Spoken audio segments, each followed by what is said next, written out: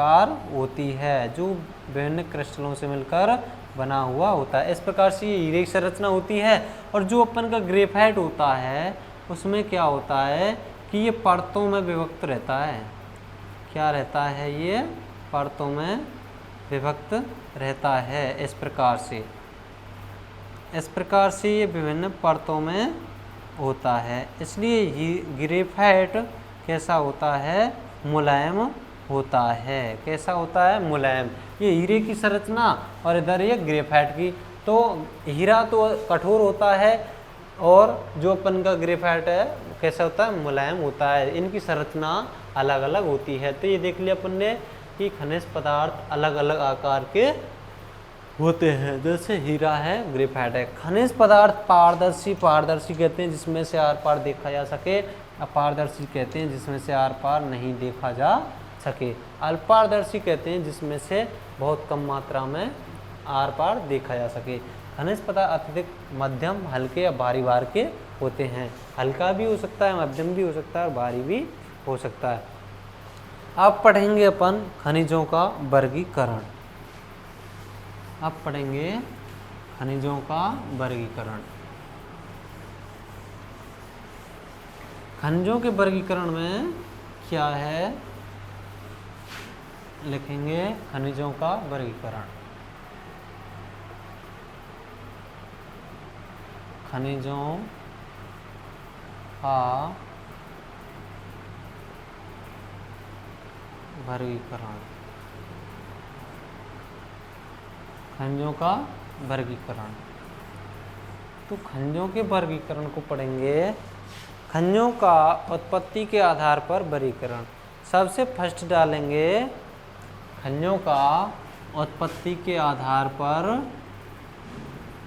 वर्गीकरण। खनिजों का उत्पत्ति के आधार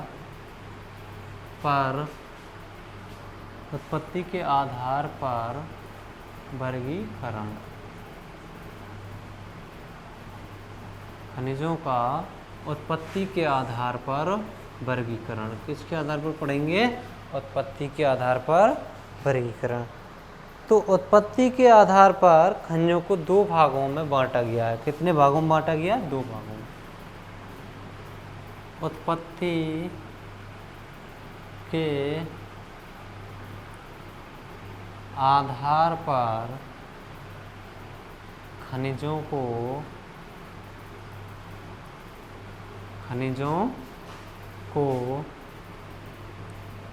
दो भागों में बांटा गया है।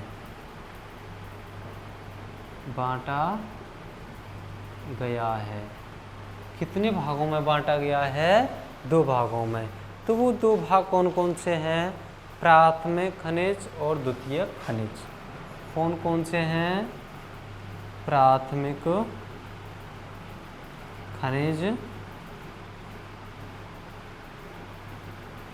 खनिज और सेकंड है द्वितीयक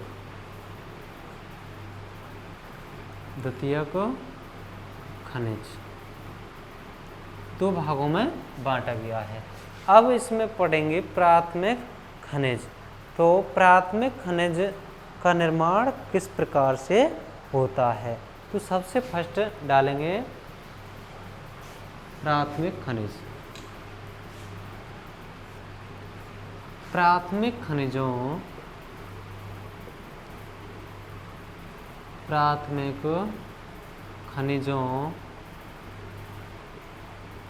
का निर्माण।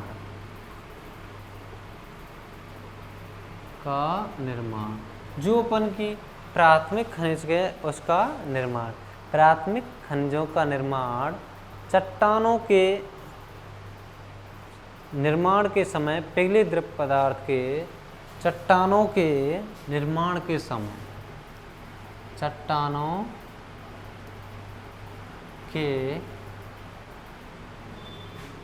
निर्माण के समय पिघले द्रव पदार्थ किससे?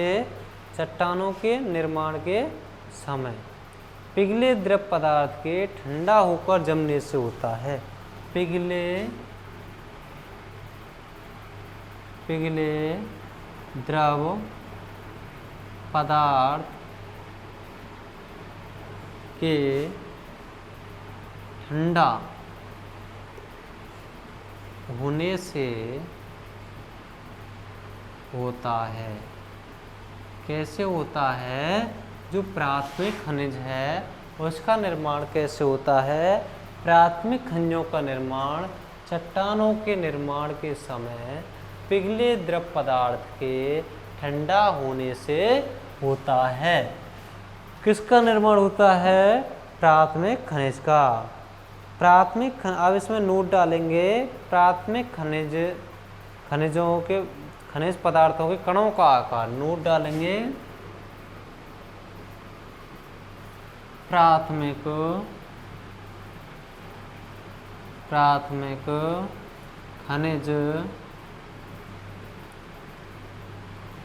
खनिज पदार्थों के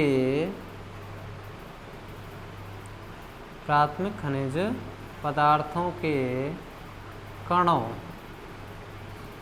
का आकार। प्राथमिक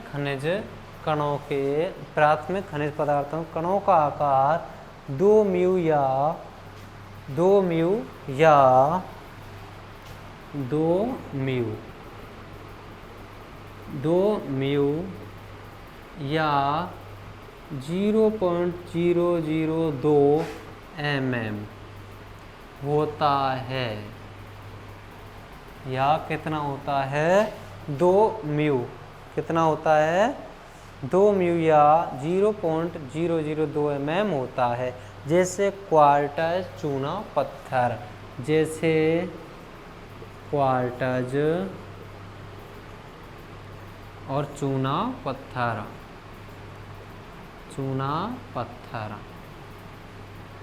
ये हुआ अपन का प्राथमिक खनिज।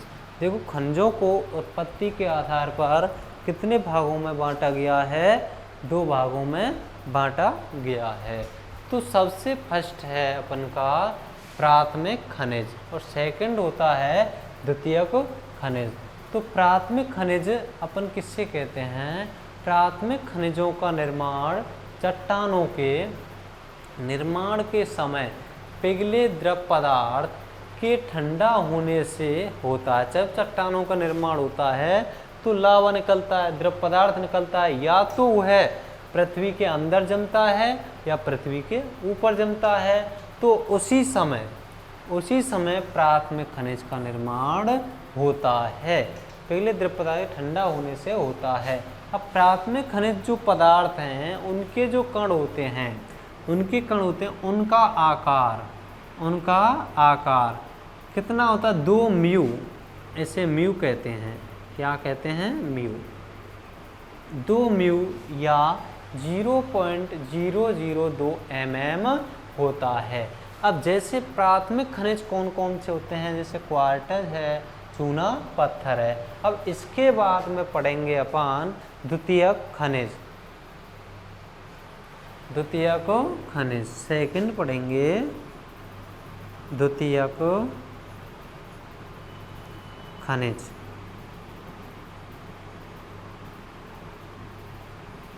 द्वितीयक खनिज अब किसे कहते हैं? जो प्राथमिक अपन के खनिज हैं, प्राथमिक खनिजों या चट्टानों के ऊपर प्राथमिक खनिजों, देखो द्वितीयक खनिज है अपन का प्राथमिक खनिज। दोबारा लिखो इसको, प्राथमिक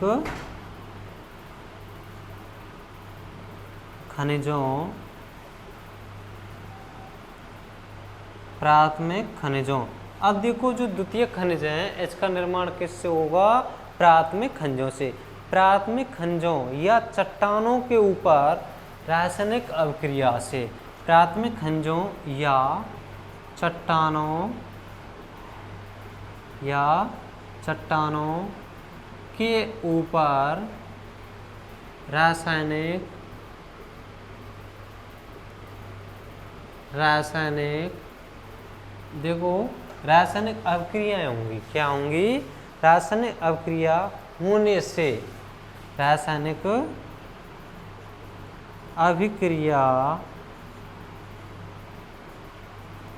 होने से प्राप्त खनिज, होने से प्राप्त खनिज, प्राप्त खनिज द्वितीयक खनिज, कौन सा होगा? द्वितीयक खनिज कहलाता है।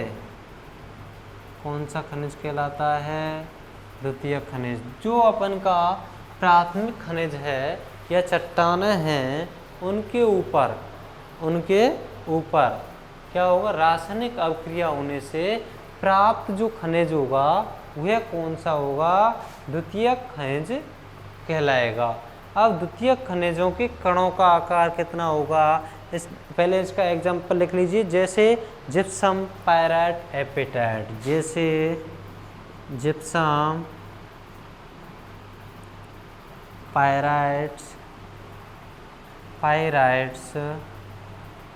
एपेटाइट,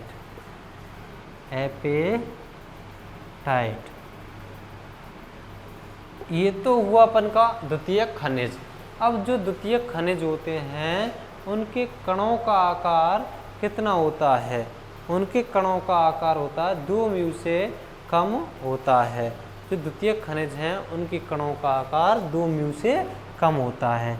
अब नोट डाल के लिखेंगे, द्वितीयक खनिजों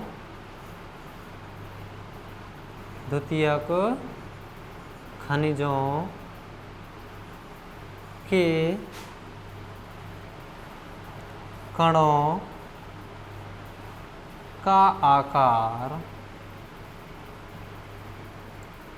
का आकार 2 म्यू से कम होता है।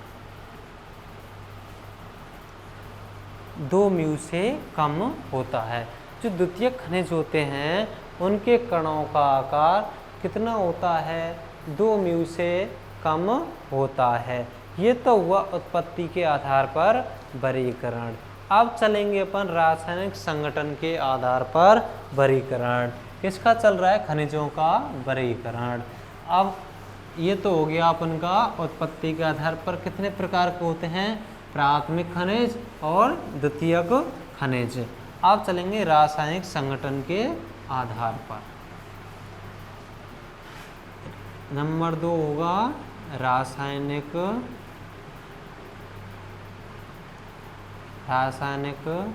संगठन के आधार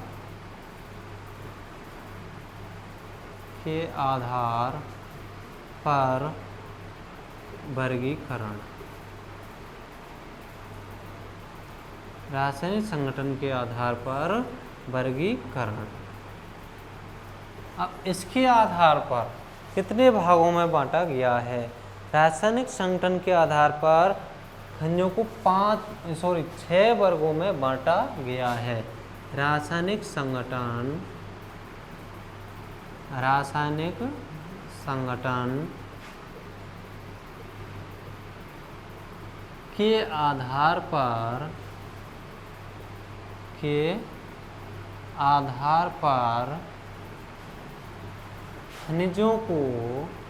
आधार पर खनिजों को 6 वर्गों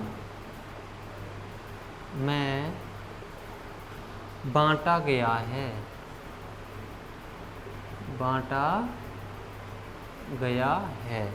कितने वर्गों में बांटा गया है? 6 वर्गों में बांटा गया है। अब वो 6 वर्ग कौन कौन से हैं? तो सबसे फर्स्ट आता है तत्व,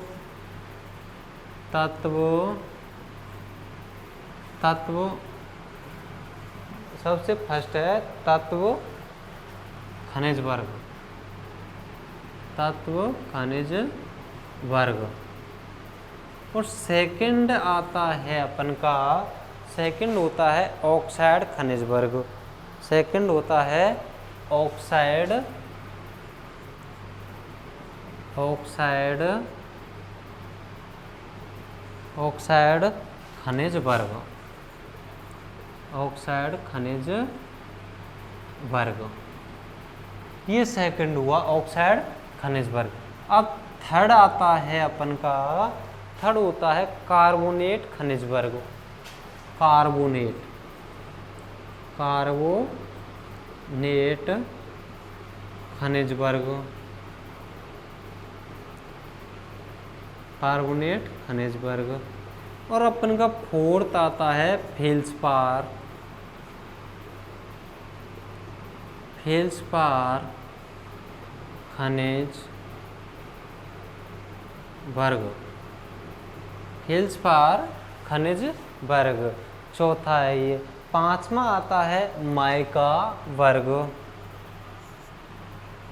माइका खनिज वर्ग, माइका खनिज वर्ग। और ये 6 होता है अपन का, 6 नंबर का होता है एपेटाइट, एपेटाइट खनिज वर्ग, खनिज वर्ग। ये हो गए अपन के 6 टाइप। तो रासायनिक संगठन के आधार पर खनिजों को कितने वर्गों में बांटा गया है, कितने वर्गों में बांटा गया है? 6 वर्गों में बांटा गया है। वो कौन कौन से हैं, कौन कौन से हैं? पहला है तत्व खनिज वर्ग और दूसरा है अपन का ऑक्साइड खनिज वर्ग। इसका मतलब इसमें जितने भी ऑक्साइड वाले खनिज हैं वो आएंगे।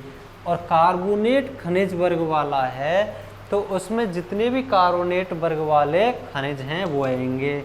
और फेल्सपार खनिज वर्ग वाले में जितने भी फेल्सपार वाले खनिज हैं वो आएंगे। और माइका खनिज वर्ग वाले में जितने भी माइका वाले हैं वो आएंगे। एपेटाइट वर्ग के में जितने भी एपेटाइट वाले खनिज वर्ग हैं वो आते हैं। इस प्रकार से हुए संगठन के आधार पर। अब खनिजों का वर्गीकरण 2 प्रकार से हो गया। फर्स्ट तो हो गया अपन का उत्पत्ति के आधार पर। उत्पत्ति के आधार पर अपने खनिजों को कितने भागों में बांटा था? 2 भागों में। कौन कौन से में? प्राथमिक और द्वितीयक। अब सेकंड था अपन का रासायनिक संगठन के आधार पर। रासायनिक संगठन के आधार पर खनिजों को कितने भागों में बांटा गया है? 6 भागों में बांटा गया है। वो 6 भाग कौन कौन से हैं? सबसे फर्स्ट तत्व वाला, दूसरा ऑक्साइड, कार्बोनेट वर्ग, फेल्सपार वर्ग, माइका वर्ग और एपेटाइट वर्ग।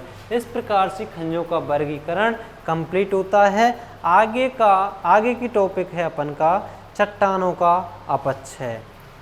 आगे का टॉपिक है अपन का चट्टानों का अपक्षय। अब चट्टानों का अपक्षय, अपक्षय किसे कहते हैं? अपक्षय के बारे में मैंने बताया था आपके लिए कि अपक्षय कहते हैं क्षरण को। किसे कहते हैं? क्षरण को। चट्टानों का अपक्षय, ये अगली हेडिंग है आपकी, चट्टानों का अपक्षय। तो चट्टानों का अपक्षय कितने प्रकार से होता है? कितने प्रकार से होगा? अब इसमें सबसे फर्स्ट होगा भौतिक, रासायनिक और जैविक। तो चट्टानों का अपक्षय 3 प्रकार से होता है। अपक्षय कहते हैं क्षरण, क्षरण कहते हैं कटाव को। किससे कहते हैं? कटाव को। चट्टान जो है उसका विघटन, टूटना या कटना या अपर्दन एक ही बात है, वो किस प्रकार से होगा? तो इनका जो अपक्षय है, कटाव है, वो 3 प्रकार से होता है। वो कौन कौन से प्रकार हैं? सब देखो, चट्टानों का अपक्षय, चट्टानों का अपक्षय 3 प्रकार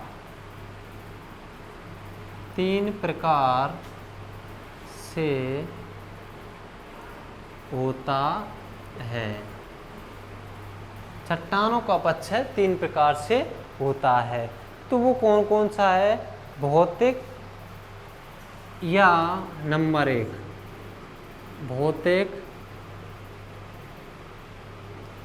भौतिक या आंतरिक, भौतिक या आंतरिक अपक्षय, भौतिक या आंतरिक अपक्षय। दूसरा होता है अपन का रासायनिक अपक्षय, रासायनिक अपक्षय। दूसरा हो गया रासायनिक अपक्षय। और थर्ड होता है अपन का जैविक अपक्षय, थर्ड होता है जैविक अपक्षय। ये हो गए क्षरण या अपक्षय के प्रकार। तो अपक्षय जो चट्टान अपक्षय 3 प्रकार से होता है, वो कौन कौन से प्रकार हैं? पहला हुआ भौतिक या आंतरिक अपक्षय, और दूसरा हुआ अपन का रासायनिक अपक्षय, और थर्ड हुआ जैविक अपक्षय। तो भौतिक या आंतरिक अपक्षय, अब सबसे पहले इसके बारे में लिखेंगे। सबसे फर्स्ट डाल लेंगे भौतिक या आंतरिक अपक्षय। भौतिक या आंतरिक अपक्षय किसे कहते हैं? तो इसमें लिखेंगे अपन भौतिक शक्तियों द्वारा, भौतिक शक्तियों द्वारा, भौतिक शक्तियों द्वारा चट्टान कैसी होती है? एक प्रकार की ठोस होती है। भौतिक शक्तियों द्वारा ठोस चट्टानों का टूटकर, भौतिक शक्तियों द्वारा ठोस चट्टानों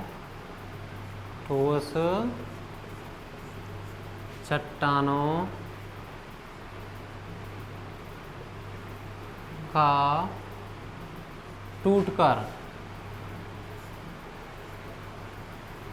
टूटकर भौतिक शक्तियों द्वारा ठोस चट्टानों का टूटकर छोटे छोटे टुकड़ों में, छोटे छोटे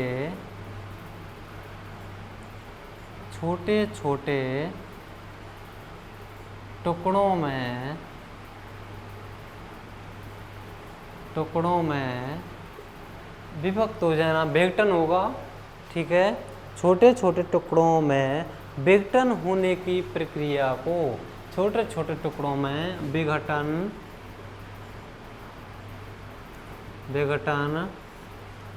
होने की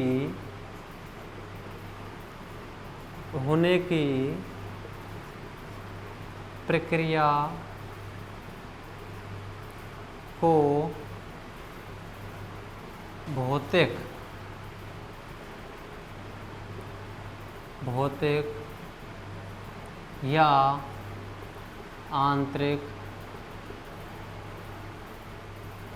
या आंतरिक अपक्षय कहते हैं। भौतिक या आंतरिक अपक्षय कहते हैं। देखिए दोबारा से, भौतिक या आंतरिक अपक्षय किसे कहते हैं? भौतिक शक्तियों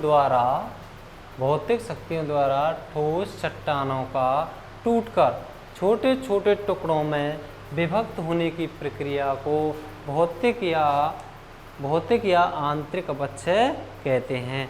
अब भौतिक अपक्षय क्या? भौतिक अपक्षय में भौतिक शक्तियाँ कौन कौन सी हो सकती हैं? जैसे जल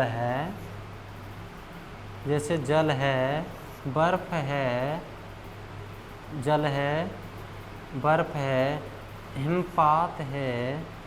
हिमपात है, ये सारे क्या करते हैं? तोड़ने का कार्य करते हैं। किसको? चट्टान को। तो ये कारक होते हैं एक प्रकार से जो भौतिक अपक्षय करने में सहायक होते हैं, भौतिक अपक्षय करते हैं।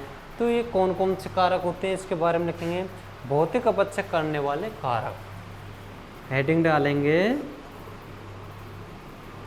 भौतिक अपक्षय करने वाले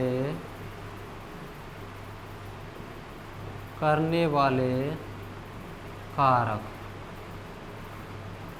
अब भौतिक अपक्षय तो हो रहा है, इसका मतलब टुकड़ों में टूट रही है क्या, ठोस चट्टान। ठोस चट्टान किस में टूट रही है, टुकड़ों में टूट रही है, लेकिन वो किसके कारण टूट रही है, तो वो होते हैं कारक। क्या होते हैं, कारक। कौन से होते हैं, भौतिक अपक्षय करने वाले कारक। जो भौतिक अपन का अपक्षय है उसको कौन कौन से कारक करते हैं, तो कौन कौन से कारकों के द्वारा चट्टानों का विघटन होता है, तो उनको पढ़ेंगे। तो इसमें भौतिक अपक्षय करने वाले कारकों में सबसे फर्स्ट है अपन का तापक्रम। सबसे फर्स्ट है तापक्रम। सबसे फर्स्ट कौन सा होता है, तापक्रम। ताप बढ़ने से चट्टानों की, देखो ताप बढ़ने से क्या होगा, ताप बढ़ने से, जब ताप बढ़ेगा तो क्या होगा, चट्टानों की परतें फैलने लगेंगी। ताप बढ़ने से चट्टानों की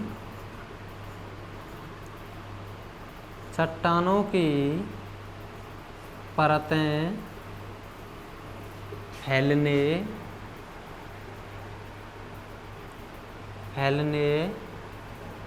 लगती हैं। ताप बढ़ने से चट्टानों की परतें फैलने लगती हैं और कम होने से सिकुड़ती हैं, और कम होने से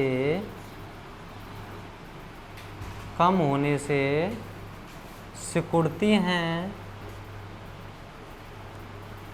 कम होने से सिकुड़ती हैं, जिससे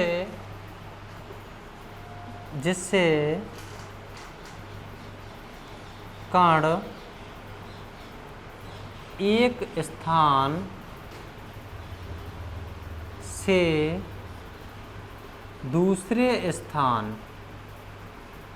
स्थान से दूसरे स्थान पर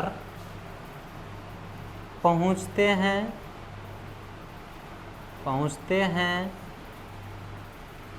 इस प्रकार चट्टान का अपक्षय होता है।